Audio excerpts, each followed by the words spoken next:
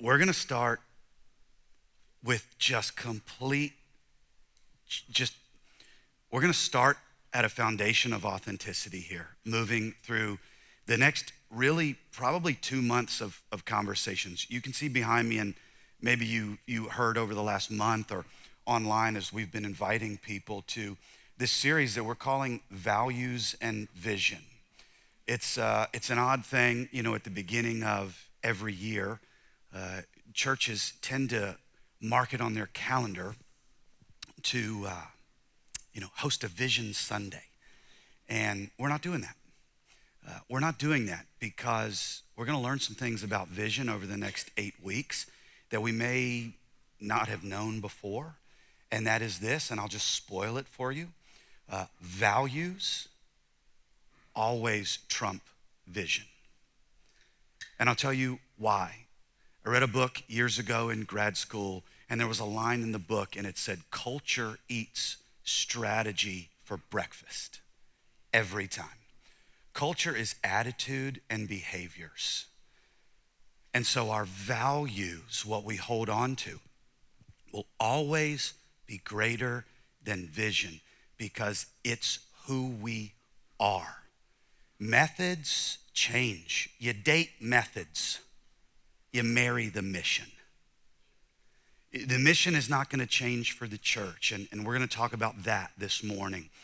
It's not going to change. The methods might change, and even values can change.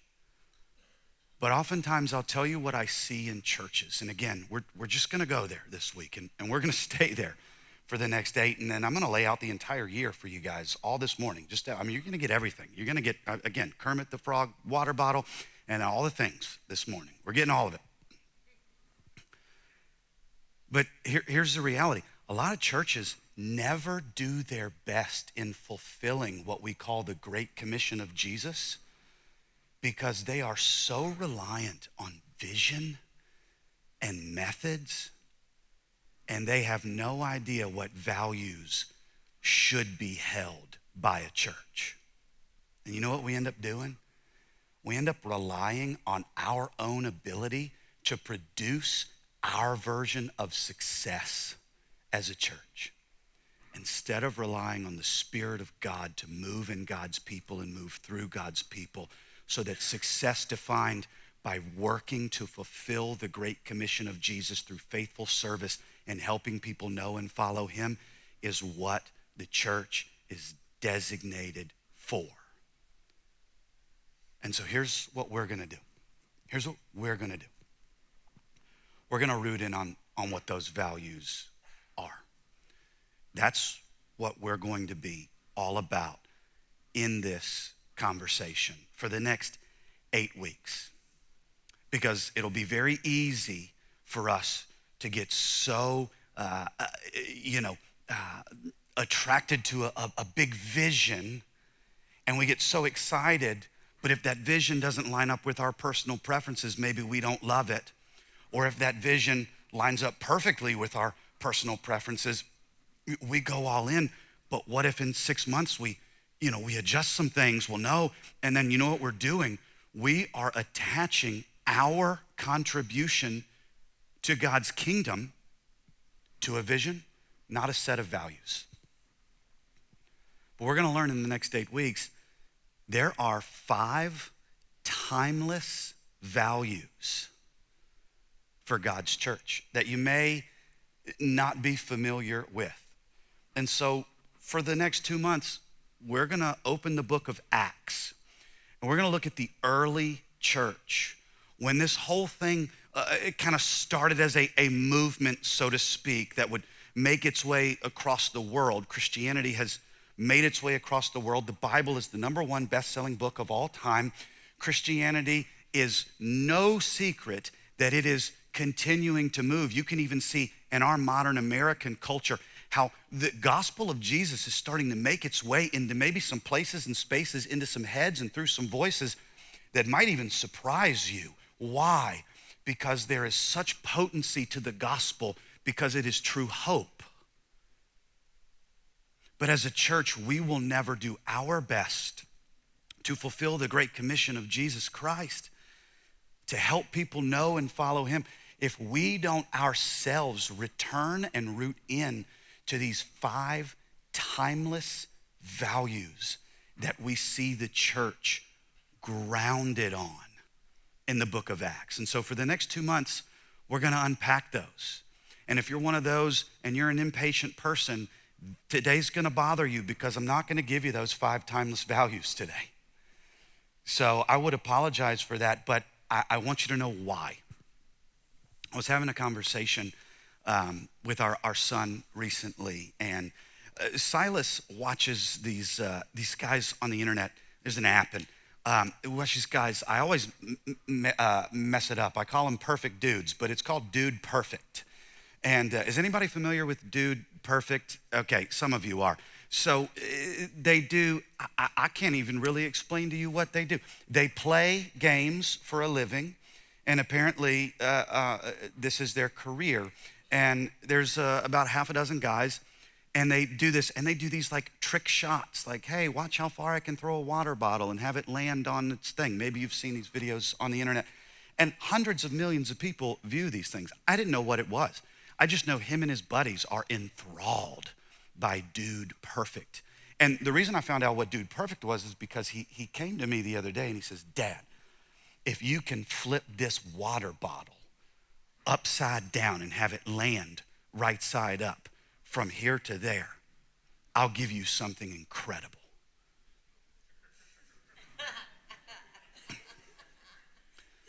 And I thought to myself, what do you own that's incredible?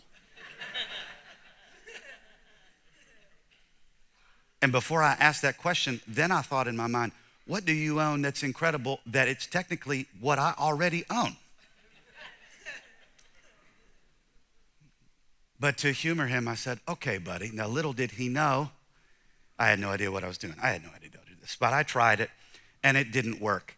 And he goes, oh, Dad, I would have given you $1 million.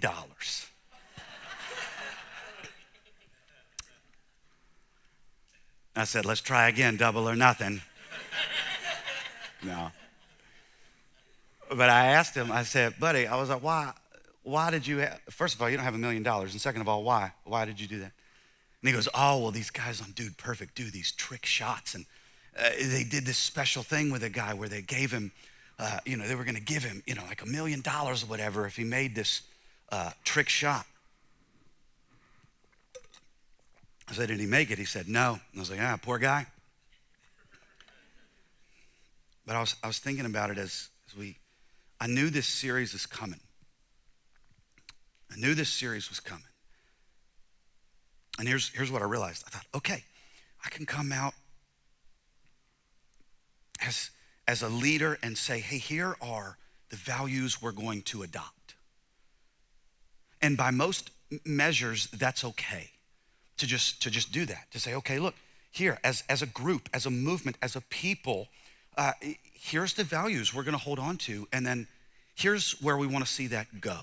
And that's a typical process. Even in healthy organizational leadership, that's a healthy approach to it. But something struck me as we had this stupid water bottle flipping challenge conversation about this Dude Perfect app that my son watches on TV.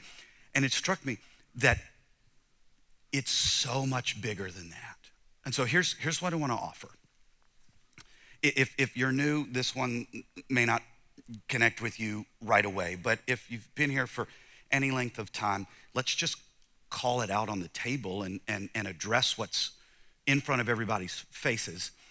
A few months ago, Pastor Mike Emery and myself stood on this stage and we shared with everyone what God had been doing in our hearts, really over the better part, for me, over the better part of a year, for Mike, for the better part of a few years. And what God had been doing was stirring in us this submissive posture to say, okay, this is how God's wired us for the work of his kingdom as ministry leaders. And it looks a little different than what it does right now. And so God had been impressing upon our hearts, and we had spent time fasting and prayer and seeking wise counsel. And God moved us into this posture of submission and obedience, in a desire to embrace reality that God said, look, this is how I've made you, and this is how I want you to serve in this next season. And as God kind of led us through really a year of on and off conversations and about 6 months of intense conversations that, again, involved prayer and wise counsel and fasting and seeking God in his word, that God moved us into a season of service where a few months ago we made the announcement here at Sonrise that I would be stepping into this new role to serve as lead pastor. And here's what happens every time you introduce a new change of leadership. Everyone wants to know, okay, now what's going on?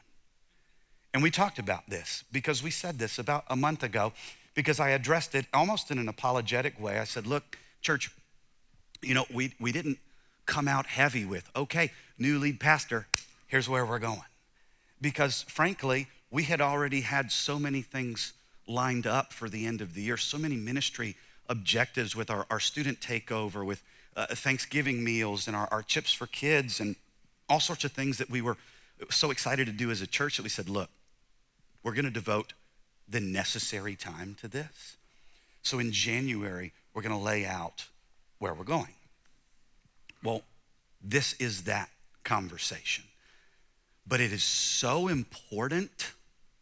There is more at stake that we cannot let that sit in one Vision Sunday week. And as God kind of impressed upon me, we can't even let it sit on, let me unpack values. We have to start with what I would call what's on the other side of that bottle flip challenge. And let me explain that. In the Gospel of Matthew, which is where I have been reading recently in my own personal time with Jesus, at the very end, Jesus gives his disciples, these followers, he gives them this mission. He gives them a job. He is essentially, what's happening is he's returning to heaven and telling them, hey, I'm gonna come back, but you now have this news of hope that we call the gospel, and your job is to tell everybody, everywhere about it and help them do what you're doing. Now, we read that as the Great Commission in the Gospel of Matthew. But we don't consider how wild this couplet of verses in Matthew 28 really was. I mean, I want you to actually think about it. If I told you, hey, I need you to tell everyone, everywhere, how to get to Disneyland, you would say, great, I can figure out how to get to Disneyland. Here's the thing, but I told you, no, I'm serious. I want you to tell everybody everywhere. You would say, well, I don't know everybody everywhere. Great, I need you to tell everybody everywhere. Scott, I don't know everybody everywhere. I mean, I could put it online. Great, is everybody your Facebook friend? Everybody in the world? No. I'm gonna need you to befriend everybody in the world and give them these directions. Do you see where I'm going here? When I say that, it sounds like what? Almost an impossible task. It almost sounds like an impossible task. It is so big that we miss it because it's this beautiful commission that Jesus gives to his followers, but we seem to forget how big of a deal this was. And I want you to understand the gravity of it, because in order for us to embrace these 5 timeless values that we're going to learn over the next 5 or 6 weeks together, that in order for us to embrace those, to root into those, to really hold tight onto those and operate from those, we need to understand what's at stake first. Because the majority of Christians walk into churches every single week. They sing songs, they grab coffee, they say hello, they listen to someone talk, they leave, and when they leave, what is impressed upon them is not the weight of this mission that was given to these early first Christians. That is, tell everyone, everywhere, of the hope found in Jesus. Most people walk in and walk out, and that never sits on them the way it must sit on us. Because we will never embrace a set of values that they embraced if we don't understand what they understood, which is this. I'm going to say it, and I want you to hear it, not in a quippy way that a professional pastor would say it. Okay, let's let it just smoothly go into our ears. No, I want you to hear this. I want you to hear this with the dire reality that I'm going to present, because it was what was presented to them. You have to remember, in Matthew 28, they had just spent time watching Jesus, their leader, their teacher, their now Savior. They had watched him brutally murdered on a tree. They were watching people come after them. There was fear. There was a reality. Family members, friends were already beginning to disown them, to disassociate from them, to hate them. There was fighting. There was such a reality of the situation for those who followed Jesus that is hard for us to grasp. But the biggest one they understood was this, because they had just seen it. Remember, when Jesus was crucified, yeah, he came back to life, but the thieves on the cross did not. No one thinks about that, but they watched people killed in front of them, and one of them put his faith in Jesus in the moment. Imagine being a disciple, knowing that story. So when Jesus, as he is going back to heaven, looks at his followers and says, here's the good news, I want you to take it and reach and teach people here, there, and everywhere. Do you know the reality that was impressed upon them that I want us to hear it? This is the number one takeaway that I want everybody to get this week before we unpack these values in the next 6 weeks. It's this. Everyone will spend eternity somewhere. Christian, it is given to us.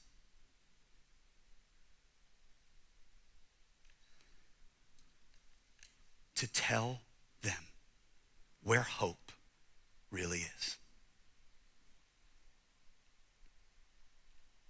I've been sick this week, and so I've watched a lot more television than normal. And you know what I see? People looking for hope everywhere. And they're looking in all the wrong places. How much money do I have? How much fame can I acquire? How much stuff can I get? How much love can I feel? The world needs Jesus. I don't say that because it's something that you put on a coffee mug and hand out to first-time guests at your church. You know why I say that? Here's why I say that. Because today, people will see their lives come to an end today, somewhere in this world, somewhere in this town. Do they know Jesus? What if we started there as a church? What if, before I give everybody the bottle flip exercise of embracing these 5 timeless values of the church, what if before we even took the bottle in our hands, what if we knew what was at stake? You know what's at stake? The souls of mankind. I find it interesting that Jesus in Matthew 28 is going back to heaven, and he gives this mission for them to tell everyone. It's also in the Gospel of Mark. He's talking to them about how the kingdom of God is going to kind of come at hand. And he says, but look, there's going to be stuff that happens before I come back. But the gospel needs to be preached to the world before I do this. I find it very interesting that Jesus doesn't give them a plan B parachute to this job. It's very fascinating because he's giving it to people who worked in finance, some blue collar workers.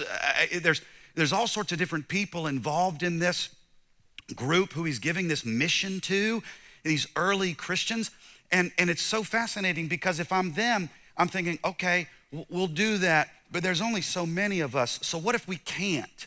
Like, what if we can't quite get there? It's not like Jesus goes, comma, also, if you're not able to do that on your own, don't worry about it. I am Facebook friends with everybody and I can tell everybody. Do you notice there was no plan B? There was plan A, which was this: people who know Jesus, helping people know and follow Jesus. That's the plan. And that's the mission of God's church.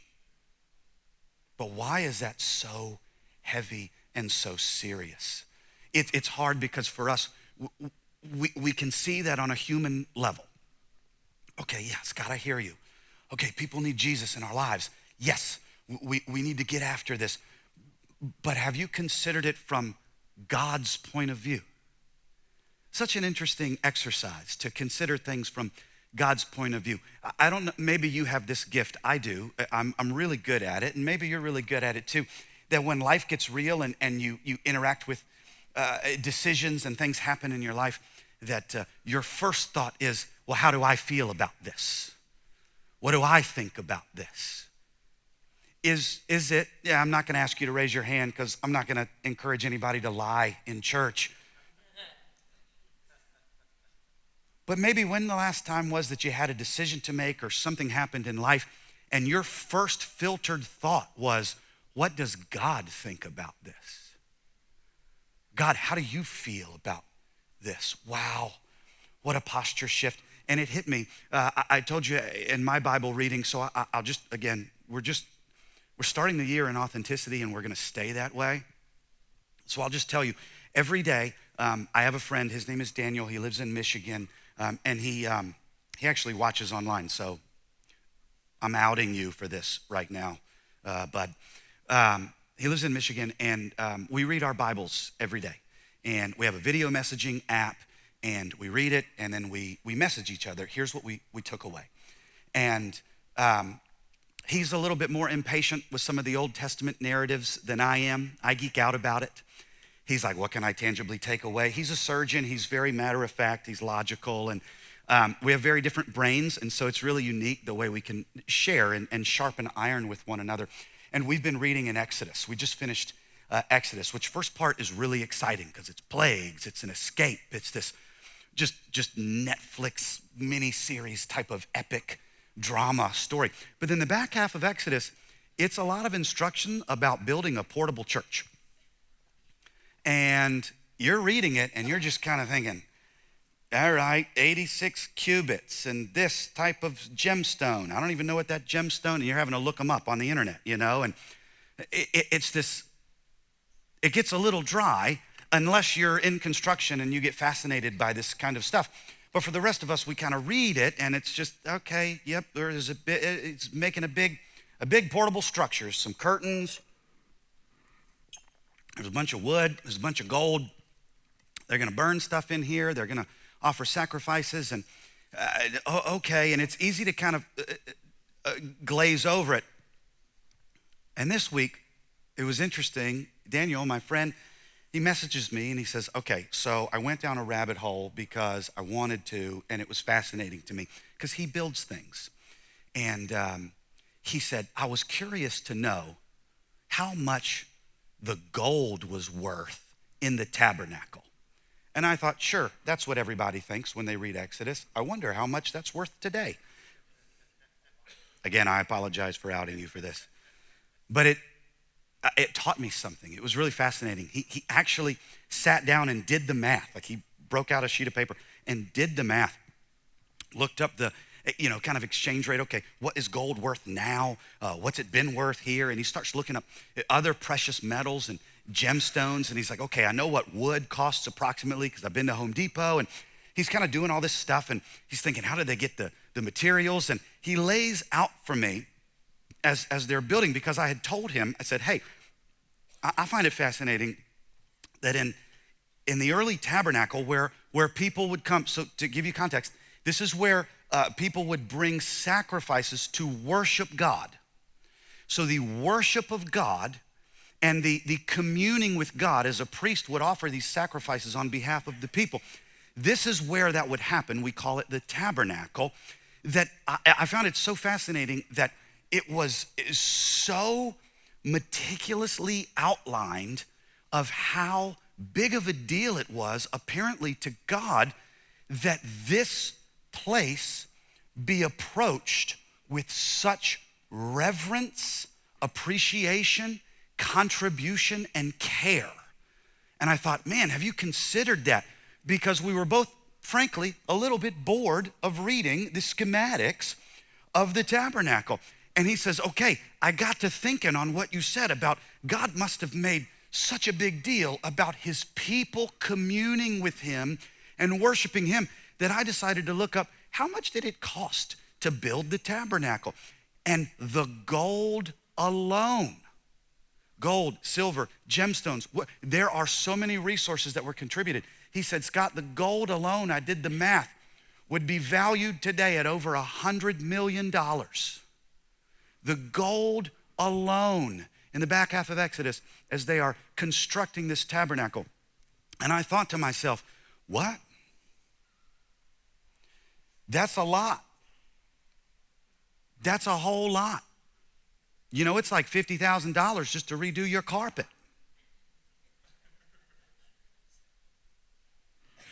$100+ million. And so I naturally asked what you would ask. God, why? Why would you have asked that people, these were the Israelite people who had escaped from Egypt. So the gold they brought was like gold jewelry that they melted down. Are you tracking? It wasn't like, don't picture it as like, oh yeah, sure, there was the armored truck that they drove through the desert in and it's got all these gold bars. No, this is like, hey, Aunt Jenny, I'm gonna need you to take those earrings off and say goodbye to them. They're going in the tabernacle. She's like, these were an anniversary gift. I don't care. Everybody's giving. These were people who contributed so much that was given. How many people? You're talking, this is over 1 million people. We seem to get it weird and think in Exodus, oh, that's not that. No. This is over 1 million people traveling through the desert. Are you tracking that? Like, this is how many people. It was so serious. It was so serious to God that he said, I want you to give everything you can. Because communing with me and worshiping me for my glory, for you to know that I am the Lord your God, is so important that I'm asking you to give everything to it. It was so important that they contributed to this tabernacle. Now fast forward with me back to Matthew 28. And you know what's so fascinating? Is so much work, so much effort, so much was contributed to communing with God. That's what a priest would do. The priest in its Hebrew, in the language that it's written there, priest means go-between. It means mediator. So here's God, righteous and holy. Here's people, all jacked up. That's us. Here's priest, heavy job. Would be the go-between. God, here's the sacrifices of the people for every wrong thing that they have done. Please don't strike me down for offering this so that we can be made right with you. Are you tracking? People not right with God, God always right. Priest had to be a go-between, offering sacrifices to make people right with God, God doing that. Fast forward to Matthew 28, and what did Jesus do? Jesus became the great, always high priest. God in his love and mercy and grace said, you'll never be able to make your way to me, so I'll make a way to you through Jesus. Now, why do I share that? That's how big of a deal this gospel mission was when it was given to this group of men and women in Matthew 28 who knew Jesus, who followed Jesus, and he told them, tell everybody everywhere what it means to know and follow me. Why is that so important? Because there is only one God, and for his glory, his desire is that we would know him. But you cannot know God unless you put your faith in Jesus Christ. We got to start there, church. We got to start there. That's the weight of our values and vision conversation. So over the next 5 or 6 weeks, here's what we're gonna do. We are going to unpack the 5 timeless values that the very group who received this, what we call Great Commission, the very group that took that mission that seemed impossible, that very group who understood everyone spends eternity somewhere. And people are lost without Jesus. Such a churchy thing to say, but you know what it really means? Here's what it really means. There's no hope without Jesus Christ. There are people we pray for. I know I have them in my life. They're on a list, and I'm sure you do. There are people we pray for who we love who do not know Jesus Christ. Church, here's what I will humbly ask. In this new year, as I serve you in this seat of lead pastor, will you love people enough this year to tell them about Jesus? We have to start there. Because if we don't understand what's on the other side of this thing, these values will never root in like they need to. Because these values are practical. They're gonna be things we hold on to and operate from. So as we move through the next 7-8 weeks together, and as we move through the year together, I need you to hear this because I'm going to bother you with it. I'm not going to shut up about the mission of our church, which is this: helping people know and follow Jesus. I'm not going to shut up about it. So maybe week 1, if you're like, oh, well, that's a bummer. He's not gonna shut up about it. Yeah. Then you may not be up for where we're going in 2025 if you want me to shut up about that, because it's not gonna happen. In fact, my prayer and hope is that every single one of us, that phrase, helping people know and follow Jesus, gets stuck in our head so that we think about it when we're brushing our teeth. That we can't get away from it because we know eternity hangs in the balance for everyone. If we want to do our part in fulfilling the great commission of Jesus Christ, helping people know and follow Jesus, we have to unite around the values we're going to unpack, and we have to hold fast to what's on the other side of every single thing we do as a church, which is this: people need Jesus. What are we going to do about it? We're going to unpack some of that. But one of the things we are going to do this year, it's a simple thing. I'm going to do it in just a moment. We're going to rely on God. I say that, no one even flinches. No one even flinches. But you know what's interesting? I'll give you a peek behind the curtain for a minute. In my line of work, here's what happens, and it's happened to me over the last few months. It's happened in personal, offline conversations. Okay, where are you gonna take this church? What are you gonna do with this church? I've had people actually come up to me and say, what are you gonna do with this church? And I'm thinking, that is an odd question. They leapt right over, hey, how are you? Like we skipped a greeting. It was just, what are you gonna do with this church? And you know what my response is to that? I'm gonna tell you what my response is to that. I'm going to fear God and submit to him out of obedience in prayer that my service as lead pastor pleases God. There's the posture of your lead pastor. I am going to fear God and adopt a posture of submission and obedience that I pray pleases him with every decision that we make as a church. And can I encourage you, church, to adopt that same posture? Because when you do, here's what happens. We assume that we have the ability to just craft success because we can look at church models and church metrics and church methods and say, okay, great, we want to do this as a church, and there's nothing wrong with that. You should learn. Smart people learn from smarter people. But you know what we skip over? We skip over this. God, it's yours, your kingdom come, your will be done. You know, that's in the Bible somewhere. Jesus said it. We're going to rely on God. But we can't do that if we don't submit to his will. And his will is that people would know and follow Jesus. So church, this year, as you ready yourselves to embrace the values we're going to unpack, can I ask you humbly to start with a posture of obedience to God and a reliance on him? One of the things we are going to do collectively is we are going to bring back and introduce again some old-fashioned prayer meetings as a church.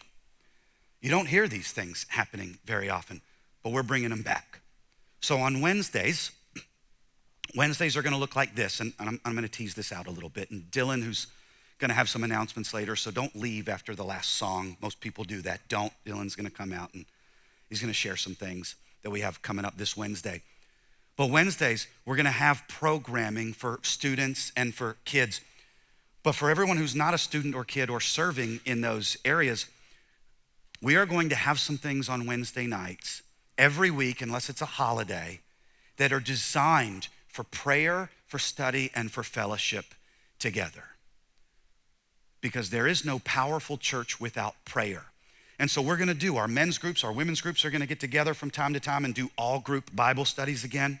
We're gonna have some special mini series to invite people from our community in and learn some things, specifically maybe for some 4 and 5 week stretches on a Wednesday night, all the while having kids and students every Wednesday, again, unless it's a holiday or some form of a break. But when we're not doing those things, Wednesday nights, we are bringing back some old-fashioned prayer meetings, and it starts this Wednesday. And you ready for this? You wanna take the temperature, the spiritual temperature of your church? Program a prayer meeting where all you do is come together, commune with God, pray for each other, pray with each other, pray for those not here yet, and just be in united spirit of obedience and posture of submission to God. There's no special programming, it's just that. See how many people show up to that? That'll check the spiritual temperature of your church. So there's a challenge for you, because the first one is this Wednesday night at 6:30 right here. Do you want to see God do what only God can do when we know what's at stake, when we embrace these timeless values and we do our part to contribute as Jesus followers to help people know and follow Jesus? Then we need to be united in our efforts and our submission to rely on God. So I'm going to invite you to that this Wednesday as we just embrace that time together and pray for God, your will be done, your kingdom come. We're gonna have that. And guess what? That's gonna be for about the next 2 months. Wednesday night prayer meetings. We're not getting away from that. We're gonna take some breaks to do some Bible studies, but it's always going to be a part of what we do. So the first thing we're gonna do to rely on God is to come together and ask God to do what only God can do. Next week, I'm gonna introduce something with prayer, and I'm excited to lead us through that even in this new season. But that's where we need to start first. What's on the other side of everything we do?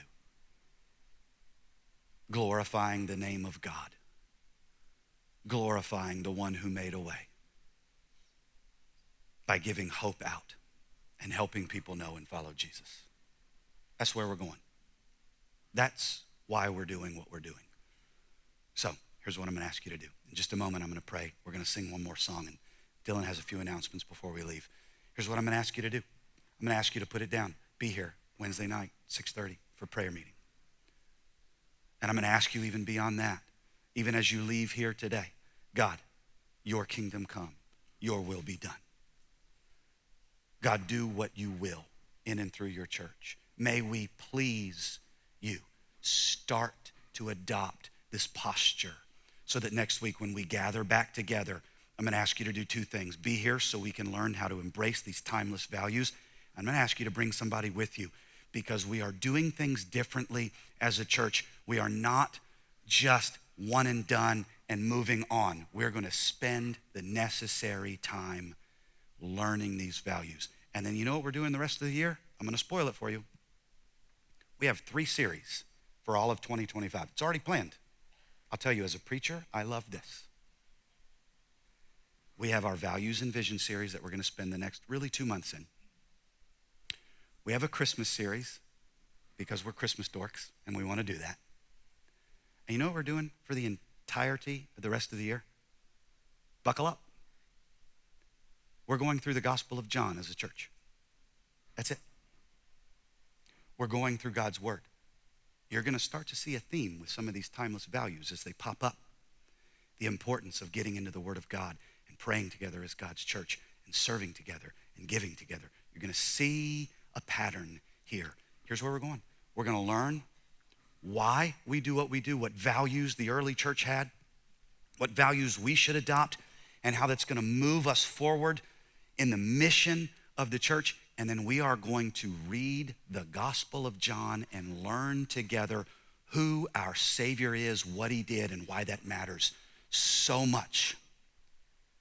And then we're going to celebrate the holidays together and look back on what God did in 2025. As we gathered, we worshiped, we learned, we served, we gave, we moved the mission forward, pleasing God as his church. So be here next week. Be ready to embrace these values. Bring someone with you. And I hope to see you at 6:30 on Wednesday night as we gather for prayer. Let me pray. God, thank you for you. God, I'm going to... God, I'm just going to vulnerably have this conversation in front of everyone. Thank you for helping my voice make it. God, thank you for kind of putting us in a position where, even for me, you know, I want to be able to rely on my ability to teach things and maybe move around and be dynamic. And you decided that that was not how things were going to go this morning.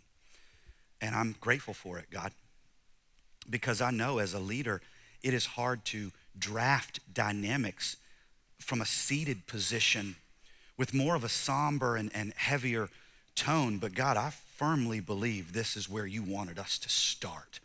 To know, as we learned from Silas's goofy little bottle challenge, for us to learn what's at stake, what's on the other side of that. To know why the mission matters so much, God. Because people need you. We need you.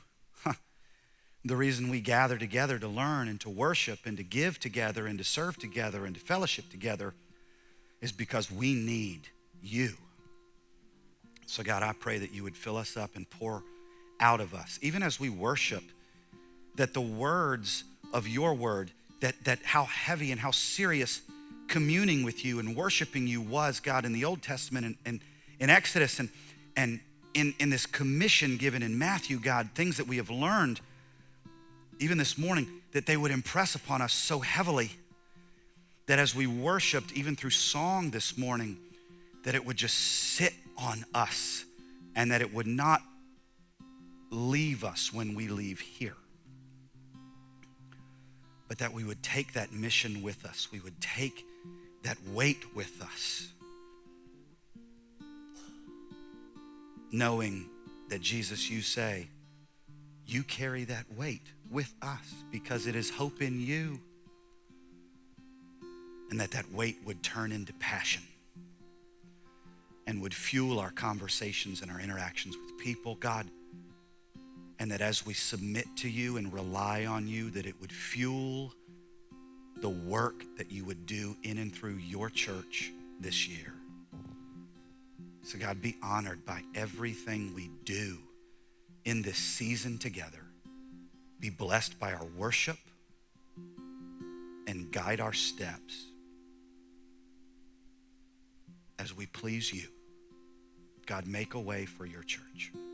It's in your name we pray. Amen.